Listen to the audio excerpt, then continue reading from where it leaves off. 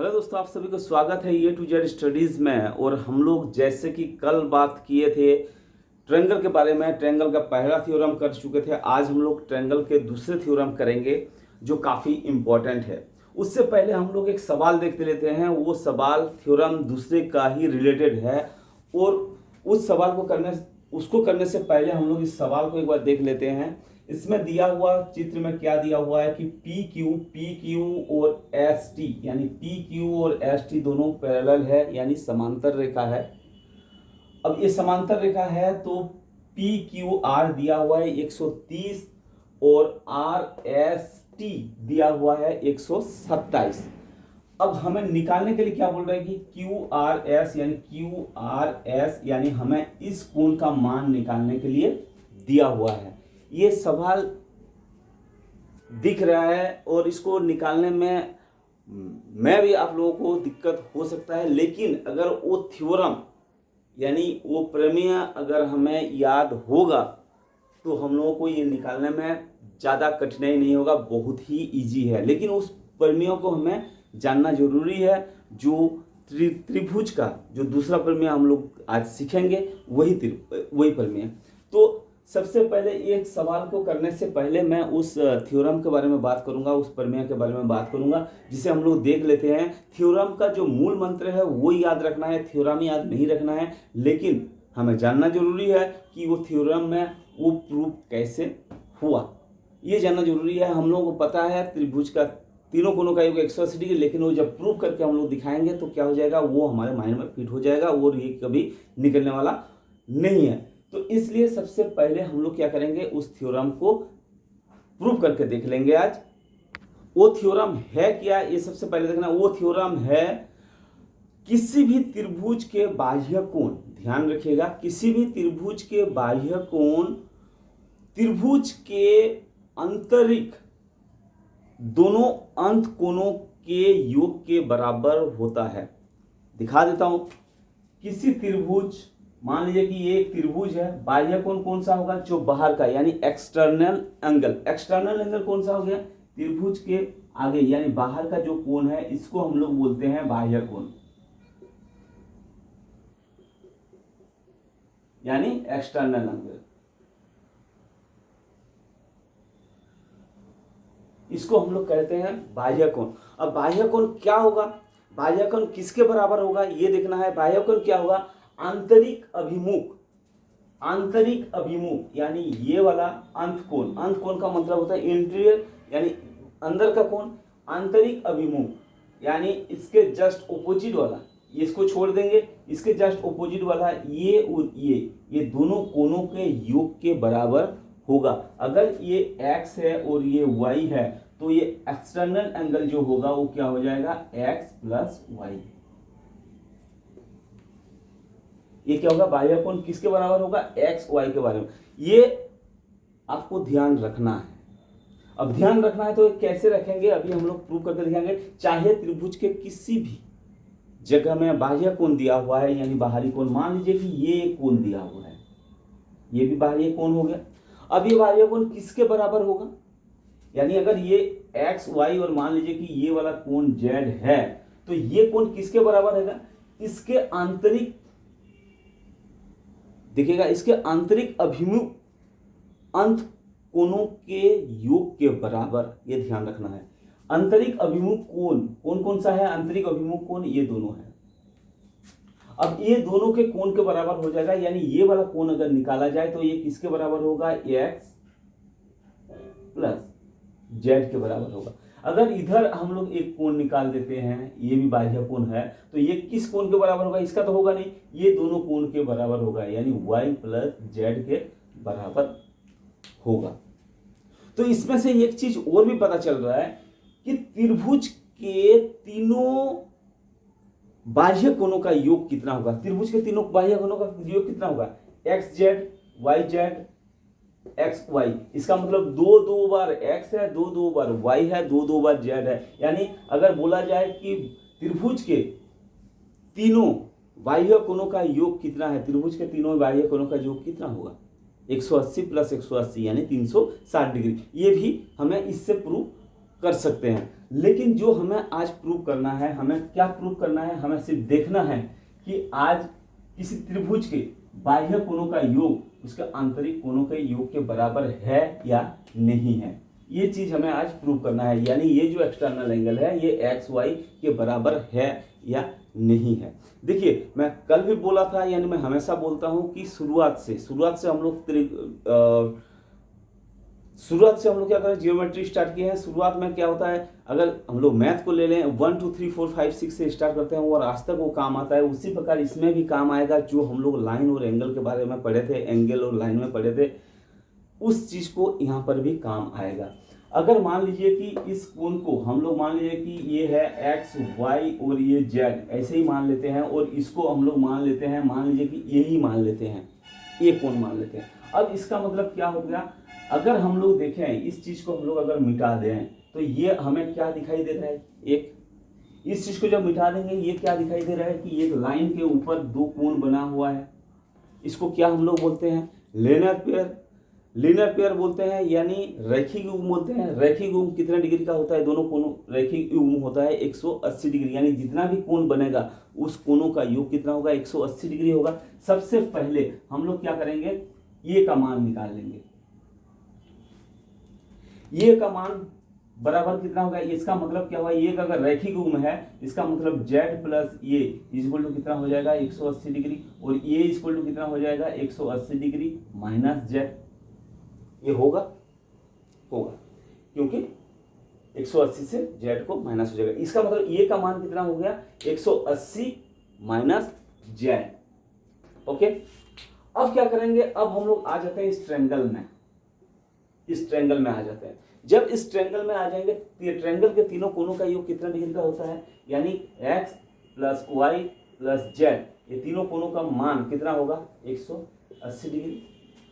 अब x plus Y को अगर हम लोग देखें, x plus Y equal to कितना, या तो छोड़ दीजिए, अब z इक्वल टू कितना हो जाएगा, यानी z x plus Y, X Y plus Y equal to कितना हो जाएगा 180 माइनस जेड, 180 माइनस जेड। अब देखिए कि इसमें ये का वैल्यू कितना हुआ 180 माइनस जेड, इसमें x प्लस वाई का वैल्यू कितना हुआ 180 माइनस जेड। इसका मतलब क्या हुआ कि ये का वैल्यू जितना है x y का वैल्यू उतना है, क्योंकि ये का वैल्यू कितना हुआ 180 माइनस जेड, एक्स वाई का वैल्यू कितना हुआ 180 माइनस जेड। इसका मतलब क्या हुआ कि ये का वैल्यू किसके बराबर हो गया, इसका मतलब ये का वैल्यू जो है वो किसके बराबर हो गया x प्लस वाई के बराबर, यानी ये का वैल्यू जो हो गया वो किसके बराबर हो गया x प्लस वाई के बराबर हुआ। तो ये था आज का थ्योरम। आज का थ्योरम आप नोट कर लीजिए। कल हम लोग जो पढ़े थे, पहला थ्योरम था कि त्रिभुज के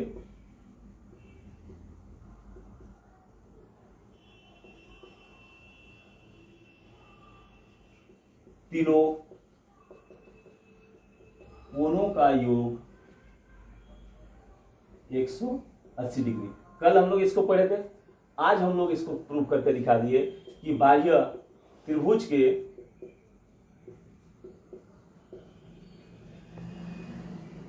बाह्य कोण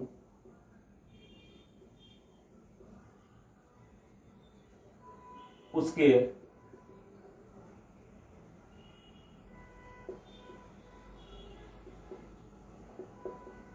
आंतरिक अभिमुख अंत कोणों की योग के बराबर है। ये दोनों चीज आप नोट कर लीजिए। मैं एक बार बता देता हूं। पहला थ्योरम क्या था, त्रिभुज के तीनों कोणों का योग 180 डिग्री के, पहला था। दूसरा क्या हो गया आज, यानी एक्सटर्नल एंगल बाह्य कोण, बाह्य कोण त्रिभुज के बाह्य कोण उसके आंतरिक अभिमुख अंत कोणों के योग के बराबर होता है। ये दो चीज आप नोट कर लीजिए, नोट बनाते रहिए। मेरा जो टारगेट है वो आपको नोट बनवाने का है, क्योंकि नोट बनाएंगे तो वो नेक्स्ट टाइम में आपको काम आएगा। तो ये हो गया। अब इसके बिहार पर हम लोग क्या करेंगे, इस सवाल को हल करेंगे। हल करते हैं इसको मैं मिटा देता हूं, आप इसको नोट कर लीजिएगा। अब जो होगा एक दूसरे के साथ एक कनेक्ट है, एक दूसरे के साथ कनेक्ट है। पहले इसमें क्या बोल रहा है कि पी क्यू एस टी के पैरेलल है, यानी समांतर रेखा है। ये रेखा जो है वो क्या है, इसके समांतर है, यानी किसके समांतर हो गया, आपका एस टी के समांतर हो गया।